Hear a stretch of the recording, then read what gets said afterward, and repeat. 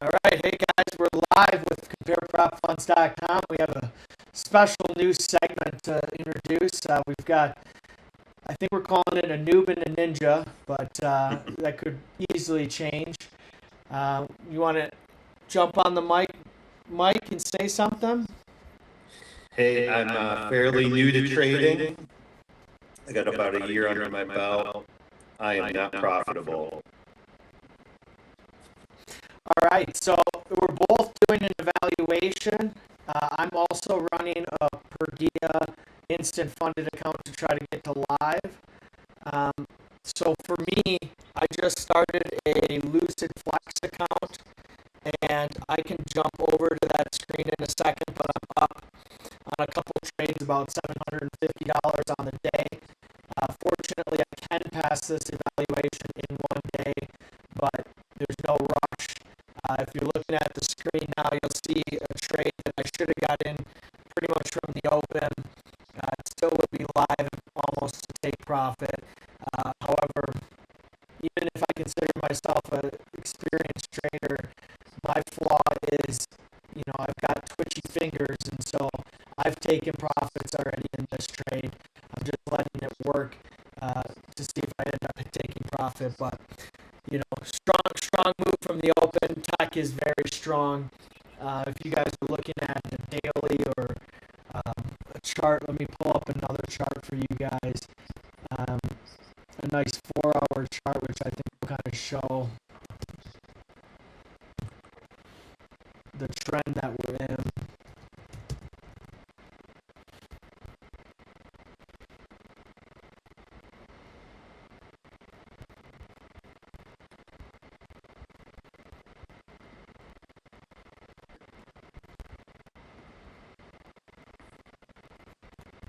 You guys can't see much right now. So why do you think the boost in tech today?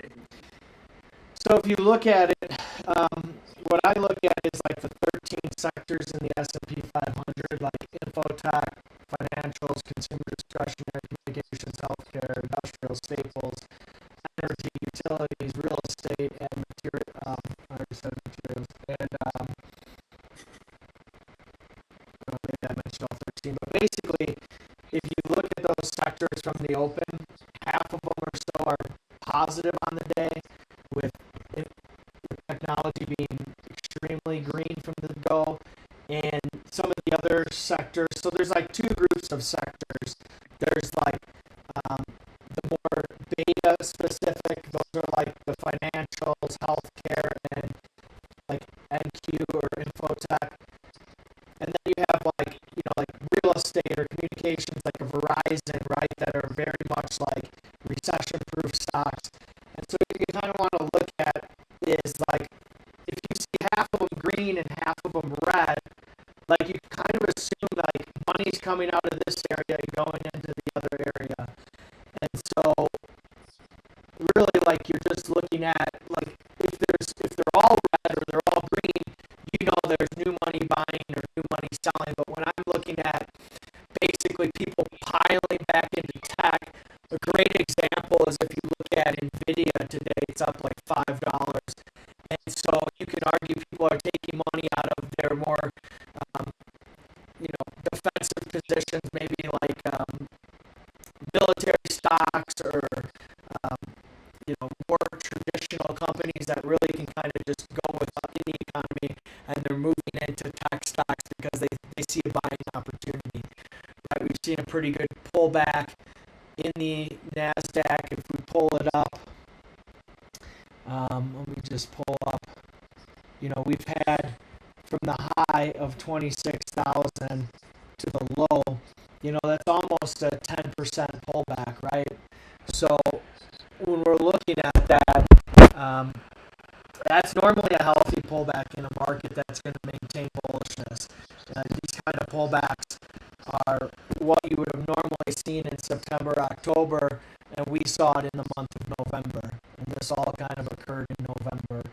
And so now it's like, do you kind of start moving towards back to that bullishness that we've been in since April from the tariff lows? And now are we going to kind of rally into that Christmas rally the Santa Claus rally, as people will call it. And you can see here, so from the lows, we've already retraced well over half of the down move. The other thing you can do is you can take like a trend line and kind of line up some of these downward movements, and you can see we've broken that trend back to the upside. So there's a number of things just from a basic technical standpoint that you'd be able to see that, hey, this is moving in the direction of being bullish again. And you can obviously see that in price as well if we look at price this morning. That makes a lot of sense. You mentioned NVIDIA up today. Do you think the concerns about Google eating into their market share are overblown? Yeah, absolutely. I think like people forget that NVIDIA can't even sell in China right now. And China's arguably a market 10x the US market. And eventually, to some degree, these mega corporations are gonna get their money. And whether they just sell like last year model chips, if Apple can sell their iPhone in China, we're going to be able to sell our chips. So I don't think people are correctly estimating the size of the NVIDIA marketplace for Google or for anyone for these AI chips once China's back in the green light scenario. Okay. So, obviously everyone's working on chips. I mean, you'd be foolish not to. Google's famous for probably having the only working quantum chip in the world right now, but there's really nothing they can do with it. And these AI chips using the GPUs is absolutely something that I think is going to continue to accelerate. It's just like buying a new phone, all these data centers are continuously going to have to buy the latest and greatest. I don't know if you've heard of the is it Michael or Matthew Berry? Michael Berry, how dare you? So Berry came out and was arguing that one of the flaws in valuation for NVIDIA is the useful life cycle of these chips.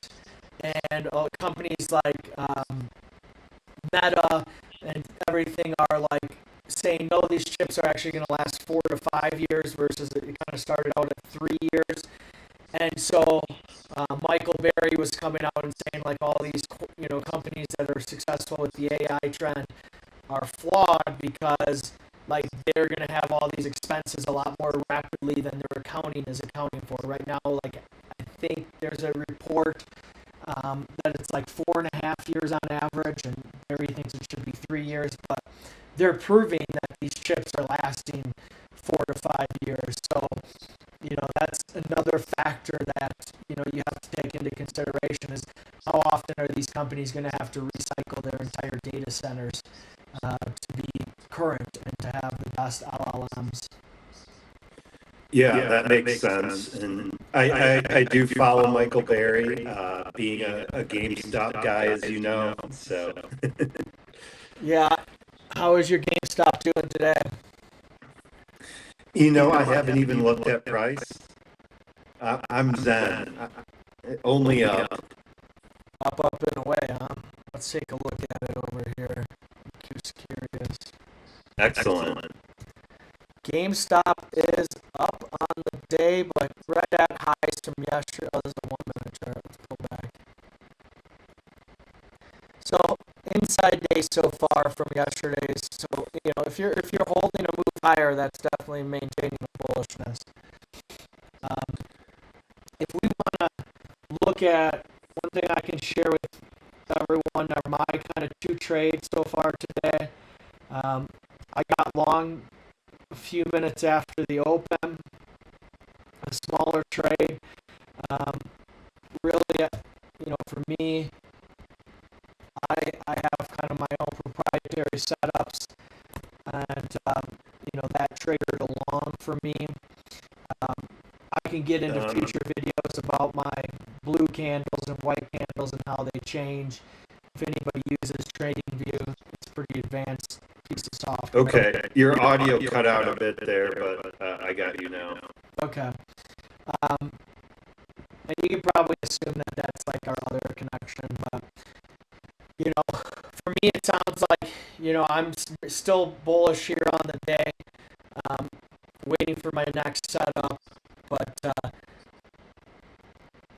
everything I've seen, you want to still stay long. Yeah, Go ahead. I was just going to say, it looks like we might be setting up for something here. At least ES is kind of diving down right now. Yeah, I mean, so let me pull up. I think what make us unique for people to watch is I'm not only a futures trader. I trade options. You trade stocks. You trade futures with prop firms, but there's a ton of opportunity in the market, and you want to kind of always see like where markets are moving. And one stock that I have been in for a little bit is I'm not sure if anyone's aware of it, but it's Unity. They're a software company I've been following since the COVID times when they went public, and I think this stock in the low 40s is an extreme buy. I think it's headed back towards 80. And I got long a few days ago, right around the 42. And so for me, I'm long future dated calls out to January 2027. We call those leaps. And I'm short right now this week's 40 calls. They're on 40 puts. So right now those should go to zero. And that's kind of a really nice trade that I've been watching. This is a really classic basing pattern where we're just hovering around. We've kind of hit this low, and now we're kind of headed up onto the other side of it. So for me, if I'm looking at this chart and we're looking off to the left, it's like where did price formally support itself, and it's right on that 75-80 level. So those are my upside targets.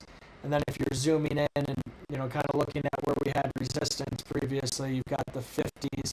But this is a stock that I think has a ton of legs. It's a legitimate company, and it absolutely can start heading back. And one good example of that is just their earnings have really started to actually come around. So that's one stock I'm watching and trading on the option side of things. Awesome. I'll do my due diligence. I'll look into it, and man, that price chart you showed does look juicy. Yeah, and, it's kind of been baking there for a couple of years now. So we want to just, obviously everyone should do their own homework. I'm not giving financial advice. This is purely entertainment purposes, but just one of my personal positions that I'll share that I think is close to a double of an opportunity.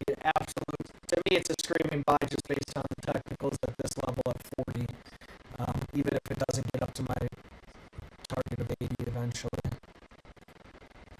Nice. Yeah, I think a good practice is to constantly say that we're not giving financial advice. Absolutely.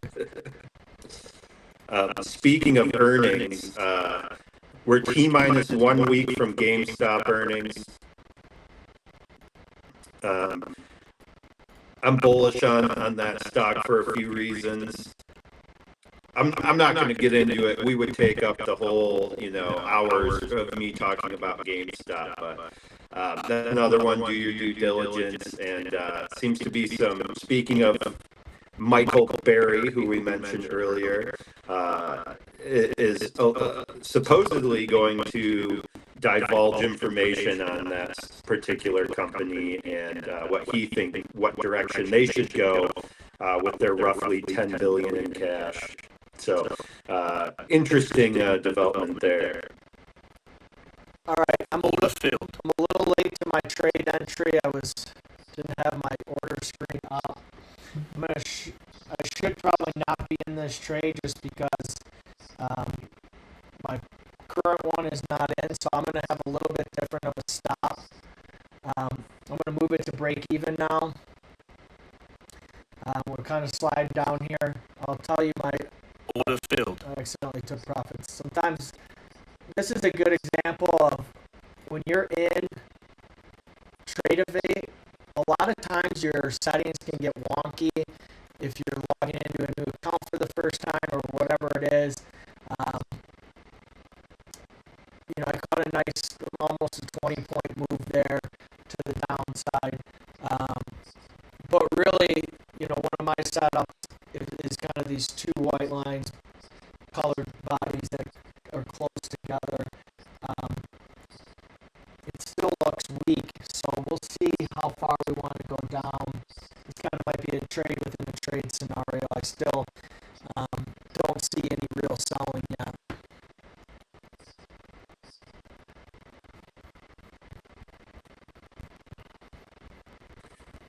Don't see any selling, because Yeah, I mean, so that's a the good question. ES is kind of dumping right now. Sure, and that's a great question. I think, like, when I say real selling, like, what we have to kind of always understand is there's different time frames in the market. So for when we're trading our prop firms, we're probably as short a time frame as it gets, right?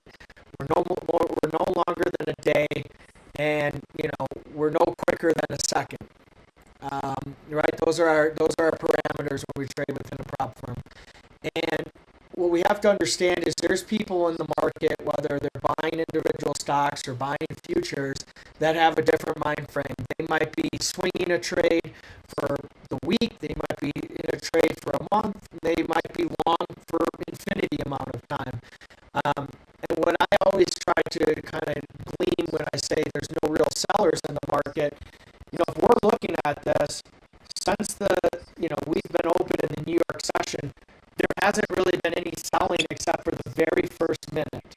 If we look at the very first minute of the day, if I zoom in here a little bit for you guys, like we opened and then we went down for about 1 minute, this white candle. Then we just took off to the upside. So until we get back below the open, there's no selling. It's just, you can argue that this is short term. So, right, if you were long from the open, you might be getting out of your trade now, and which would create a sell, which can kind of push movement down. So this price, although there is selling occurring, it's not real selling in my opinion.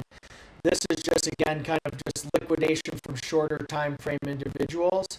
And so that's why, I would argue, like, this still isn't selling. We haven't even gotten back to the open yet. And that will kind of determine, right? If the market just went like at an angle, Mike, or like an angle like this, or if it just was, if there wasn't this gyration, there wouldn't be people like us trading. Because it would just be, you believe the market's going up, you get in. But this gyration that we're seeing, where we're moving, if we look at it, we move to a new high, kind of consolidated. Let me pull over a little bit. But we got to the high of the morning session. I think our faces are blocking it.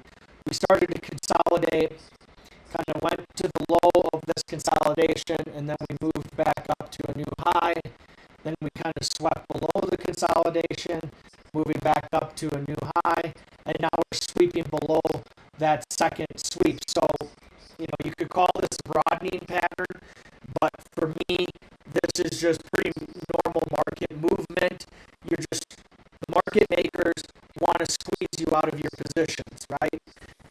And we, as traders, we don't want to see red. Like, for us to go from green to red is a psychological issue. And so, by them kind of moving price like this, we're stuck in this, is my long still a good scenario, right? And if I was looking at my original long, my stop is way down here, so I would still be in the trade. However, I feel a lot less happy about it, right? And I'd be kicking myself being a few points away from the profit or the target that I had set, and not taking a few points less than the target. So for me, this isn't really selling yet. Yes, if you are trying to scalp, right? So if we look at this, we've got 1, 2, 3, 4, 5, 6, 7, 8, 9, about 10 minutes of selling. And Yeah. the market's open for 6.5 hours. That's 900 10-minute periods. So I think not 900, but 690. But at the end of the day, like what we need to see is like, is this sustained? So right now, what I like to do is I like to look around, especially since I trade NASDAQ. I know you trade S&P 500 with the prop firms, because you like, the bigger price change. Like one point is about $50, and so you don't have to capture as many points, and it's a little bit slower, and so you a little bit more relaxing. Where NASDAQ's like riding a Bronco; it's just like all over the place. Yeah. And I think that's like a good point for especially new people, is like, you've got, no matter who turns you on to trading, you have to find out what works for you, because everyone's different, and what works for me, even if it's profitable, is not going to work for you, because our brains are wired differently, and you're going to have different emotions involved. You can't get rid of them unless you move to a completely algorithmic bot style trade. Then you're still in a situation where you're allowing something in your body, your human components, to take effect with the trade. So you've got to find out what feels right for you. I know a ton of people that are making money hand over fist right now trading gold, and Yeah. people have never traded gold, and now they're trading gold almost exclusively because since it's been over 4,000, it's gotten volatile, and there's some good price action to be had. So you've got to, what I would recommend is everyone trade what you know. Don't like get into gold and trade exactly how you've been trading S&P 500 or NASDAQ. Like, watch it for a day, size down, learn what you're trading, watch what you're trading, get a feel for how it moves, so that you can kind of maintain your trades for a longer period of time. Great advice. I am long here. This is setting up for a long for me. We're below the VWAP, which I don't usually use indicators, but we're, like you said, I think it's a green day, and I'm buying the dip. Okay. And where do you have your stop? I'm on ES. I have my stop at 68.35. Okay, let's just pull up ES for you. I have very close stops, especially here. That'd be testing the low of the day if it came all the way down there. Okay, so you're at 35. Okay. I've got some interesting divergence for you. I see you have obviously the divergence between NQ and ES right here. Notice how in NQ, where the screen we're just on, it was making a little bit of a lower low, and here on ES now it's holding a higher low. So that's a nice divergence. And then I'm also I look at a ton of stuff, and I'm looking at a thing called the advanced decline line. So, if you're looking at the S&P 500, there's 500 stocks in it. And right now, we haven't set a new low in ES or NQ where the number of stocks rising versus dropping is at a low of the day. So what we want to see here is, can this level hold? I don't have any really play to the upside yet. If we go back to my NQ chart, and I just show how I would have set up my short if I didn't get itchy finger, I would have had my stop up at this one, and I go for a 1-to-1. I think what I like about TradingView is this ability to kind of map it out. But you could have seen, had I just let the trade work for less than 5 minutes, it would have been a profitable trade. And my long overall is still holding. I think that could have been the last sweep. So since you're in a trade, let's jump back to ES. We're holding this level, and this is actually a really interesting level. If you look on my chart, these orange large fib levels are from the last CPI print that we had. I think it's a really important print to monitor with your trading. And you can see we came down right to the 1 level, and now we're finding support there. So this could be a really good long for you. We'll see how. So far, so good. It's working. What's your target? 68.43. Okay, so It's a scalp, more or less. You're going back to the high of the day, though, is what you're looking at? No. Let's see. I just moved my take profit to 68.48, which is like halfway up to the high of the day. Sure. Okay. That'd be almost a nice 10 point move. A 10-point move, and I can always move it up if I'm liking what I'm seeing. So let me ask you, when you're moving take profits, are you considering moving stops? How do you manage your take profit and your stop loss? Once I'm up about $200 on the trade, trading 1 mini, I move my stop loss up so I take at least $50 profit, even if the bottom drops out, which I just did, and I got stopped out. Okay, so you covered commissions on the trade, and now you try to look for a re-entry, or what would invalidate the trade altogether if we just continue to lose this level? Yeah. Now we're heading more to the low of the day now. We kind of broke through the resistance level it was at. And it's kind of going lower, so I don't think I will enter a trade until I see some momentum upwards. There, it just dumped. Yep.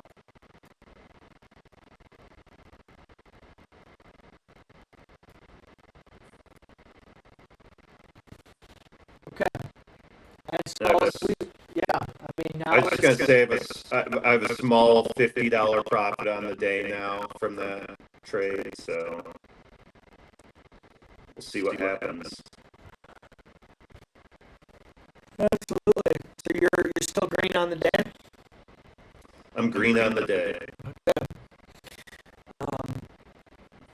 All right. You're trading a My Funded Futures account? Yes. 50K eval. Okay. So the most you can make on a given day is 1,500 on that eval? Yeah, that would be a good problem to have. Ooh, we are dumping now to the low of the day. We sure are.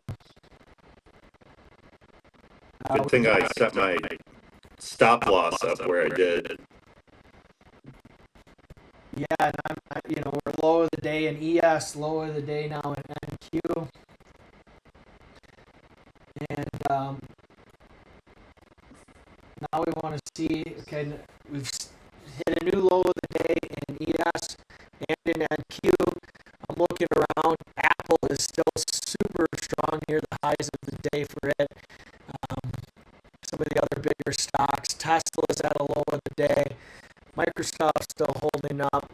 Google's at a low of the day. I just want to check my NVIDIA. I'm going to have to rearrange it now. NVIDIA's given up almost all of its gains already from the day. So if we look at it, remember when I talked about the sectors, everything is red now.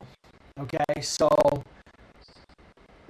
what I like to tell people too is, like, if you haven't heard me talk about it, is last week was a holiday week, and anytime there's a shortened week and there's half days involved, they're generally bullish days, and they are obviously less volume and less movement, but they're generally bullish days. And one of the things that also usually occurs is a retracement of those levels.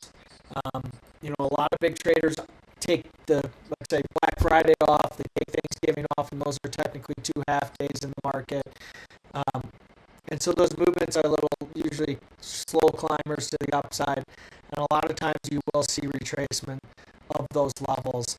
And so, that could be what's happening. Or again, this is just a lot of short-term traders. Sorry about that.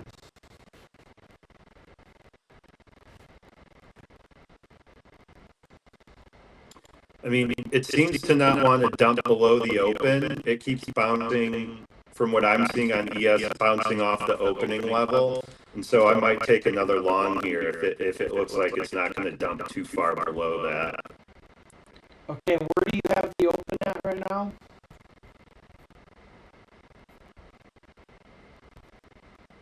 And give it a little bit more time to develop.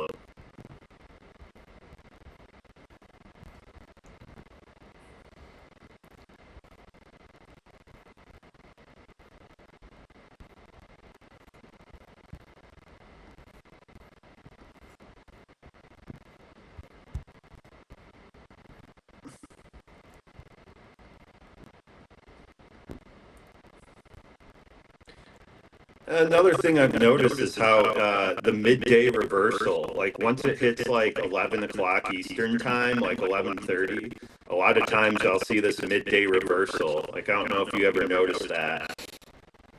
Yeah, I mean, I think between 11 and 11:30, you get that New York reversal period. Absolutely, that's definitely a common occurrence. It's interesting you've noted that already, so just something to always watch. I don't say, trust everything, right? Because if it was always All right, I'm coming in long here. Okay.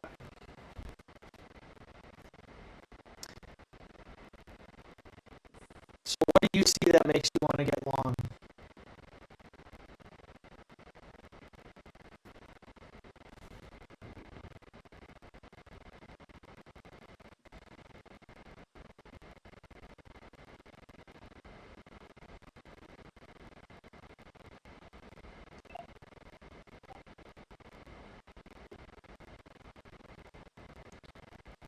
Can you hear me now?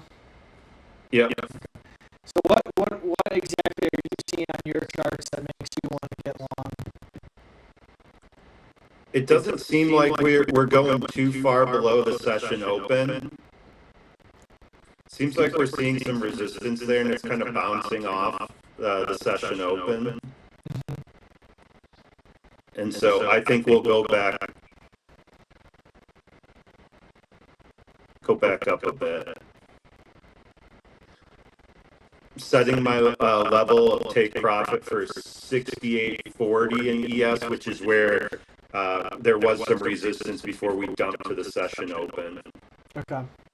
68.40, which is a nice little move here. That'd be like a 15-point move. And if we dump, I got my stop loss sitting there, so. I think this is a good time for me to mention our sponsor, ComparePropFunds.com. I just got notified that Blue Knox is just released usually what I consider their best sale. It's 91% off their trailing accounts. So you could get a 50K for $15.75. If you're brand new, I really recommend trying to pay as little as possible for the evaluations. I believe for me, when I first started trading prop firms, it took me 11 evaluations before I passed my first one. And so a lot of firms will offer like no activation fee or no funding fee after passing, but that can kind of get expensive if it's taking you 5 to 10. I'd say until you're rolling, you want to stick with as cheap evaluations as possible to get your feet wet. This is something that maybe people don't talk about, but I really discourage people against paper trading. I think it's completely different and unrealistic. Like when you're paper trading, like you just know that there's no loss, but even putting $15, $20 in an evaluation, it feels a lot more real, and I think you can carry that. And here's a nice little bonus for you, but this is something I want to kind of share. Is you want to kind of keep things your infrastructure and your cost structure as cheap as possible.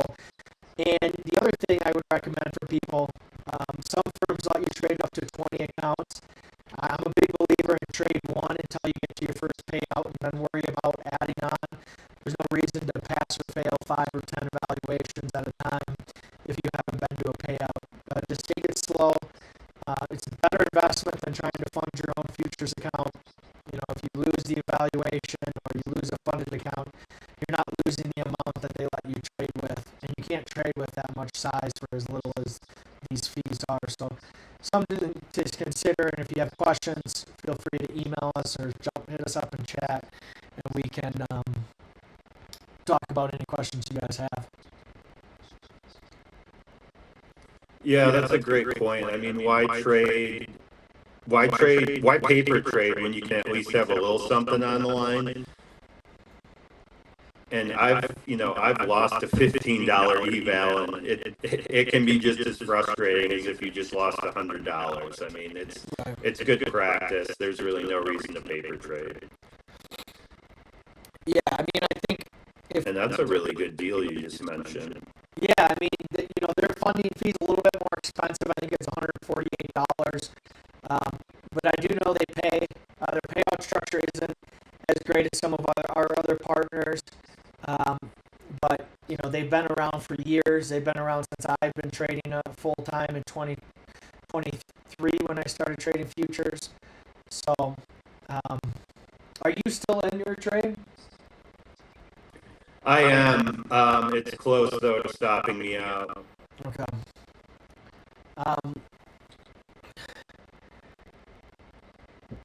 Yeah, I've just not seen any of the other really signs. Close now. No, I got that one pump and then it But this could be immediately retraced, so I'm probably in trouble. Right. But I think it's a good lesson is, being able to take a loss and don't spiral out of control or try to force a new trade, wait for your next setup.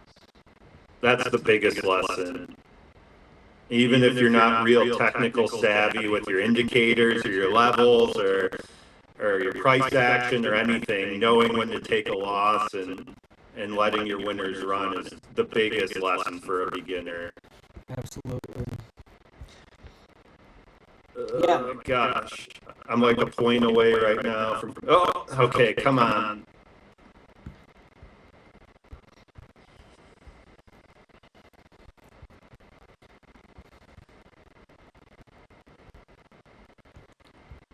So with Come on, push it. Go ahead. Sorry. Yeah. I hear blowing on the screen, trying to help smooth the price. And the old "come on, boy" is always a valid one too. What about one time? Do you ever call for your one time? Oh yeah, and I'm actually, if you notice, this pretty strong candle here to the upside. So much so that it's turned blue on my screen. So that's definitely promising. Okay, let's go. So I think this is, a lot of people talk about it. I think this is a good lesson. So what I recommend people do when you're trying to call the bottom, if you will, I know you had a trade back here that you took off for broke even, and now we're down here. I always say, it's like catching a falling knife, and when you're looking at it, I would always recommend people, before you try to call the bottom, like, there's plenty of meat in the middle, is a phrase that a lot of people use. And so what I would recommend is, instead of necessarily trying to be here,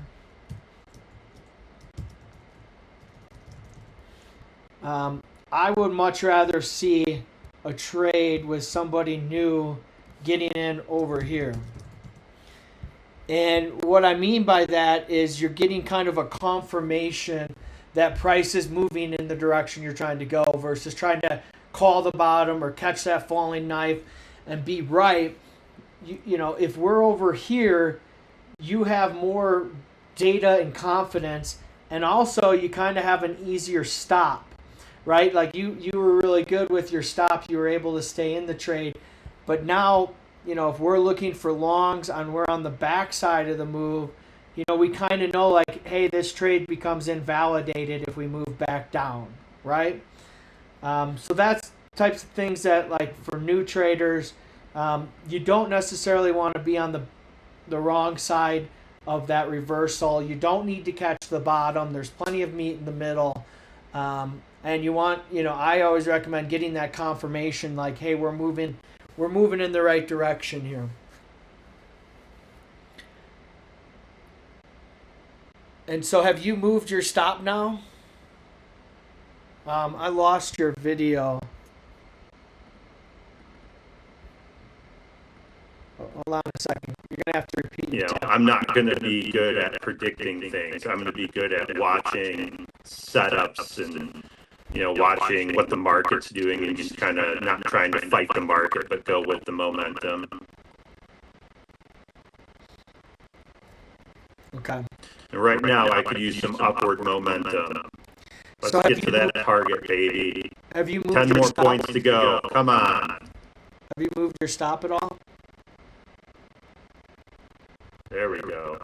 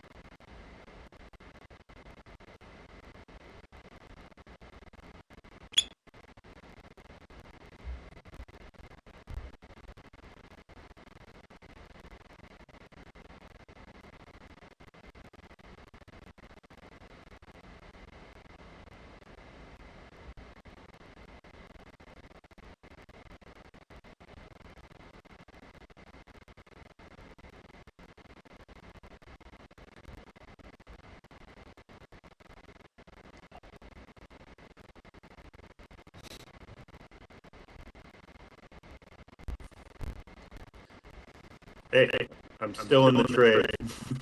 Nice. Have you moved your stop?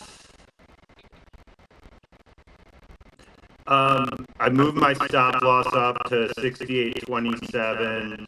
My take profit is still 68.40 in ES. And we're hanging around 68.30. We need to bust through this level here. Upward momentum, though. I mean, we're going up. Nothing's retreating.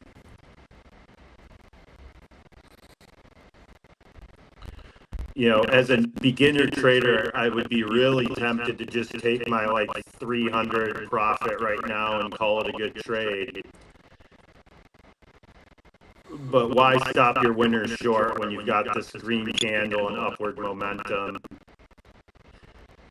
Unless I see some resistance, I'll let it run. Absolutely. I actually have a buy scenario here, so I'll get long as well and join you in the fun. Let's do it. My stop in NQ is 417. So that's a huge stop. So I don't even think I feel comfortable leaving it there, but let's see what happens.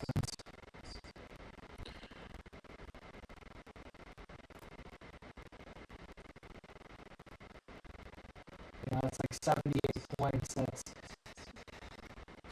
over $1,500 target and stop loss. So I can support it right now being up. The nice thing about these end of day accounts is when you're green on the day, you have added drawdown. So that's something to always kind of be aware of. And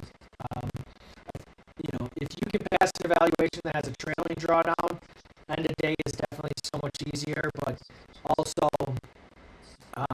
I do think trailing drawdown it makes you trade a lot quicker. So if you, depending on what your trading style is, if you do like longer term trades, like you've been in this trade now for almost 10 minutes, I recommend end of day because then you don't have to worry about taking the trade off for break even and having that affect your profits and your stop levels. So It looks like End of day, yeah, go ahead. end of day or bust for me. I don't. The trailing drawdown, I think, is a scam, and perhaps this is a discussion for another day. The pros and cons. All right, nice little movement here. I'd consider moving your stop up to, I don't know where your entry is, but if you're, maybe move it to break even or something. Oh, we're hitting that 68. We're only 3 points away from my take profit. We're going to hit that. I don't even have to worry about my stop. Awesome. My take profit on my trade, I'll share my screen in a second here, guys. I'm up at 74 for my take profit.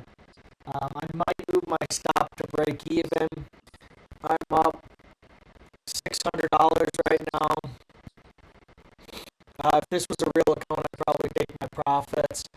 I'm moving my stop. I'm going to take no less than $100 on this trade. So Yeah, my stop now is under 500. I moved my stop up now that I'm going to take at least 300. It might stop me out before I hit 68.40 now because my stop's okay. And it just did. I took a $300 profit on the trade. Yeah, a little reversal here. Nice. Good I got aggressive with my stop, but I just wanted to. 300 is good enough for me.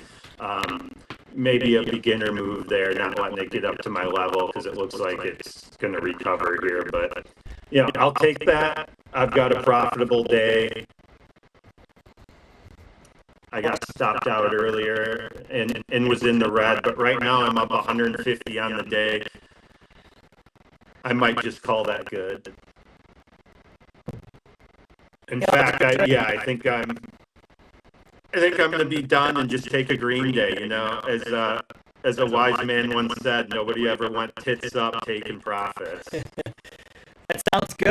I appreciate you coming on. I think I'm good to take it here. I'm up just over $1,000 on my evaluation today, and in my per dia accounts, where I'm trading just one micro and two micros respectively, I'm up $100 and $200, and that's well on my way. I need to trade for 10 days in those accounts anyways, and those types of numbers would get me to pass. So, I think that's great. Awesome. Well, I'm going to real quick just get a quick camera shot of where I'm at in my eval. I don't know if you can see that on the screen. Yeah, flip it sideways. I think it'll. Oh, sorry. There you go. So up about 500 total in my eval, and I need to get to a goal of 3,000 profit. So, I'm 1/6 of the way there. My trailing drawdown is going to be fully stocked for tomorrow. So awesome.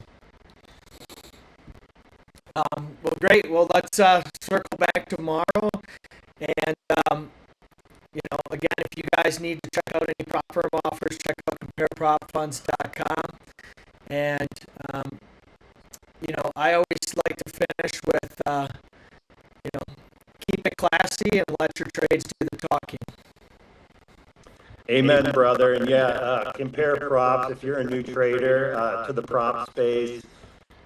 Man, it's great to see the difference right there, and then come on and talk to us if you chat us some questions, and if you're wondering what's the difference between a trailing drawdown and end of day and all that kind of stuff.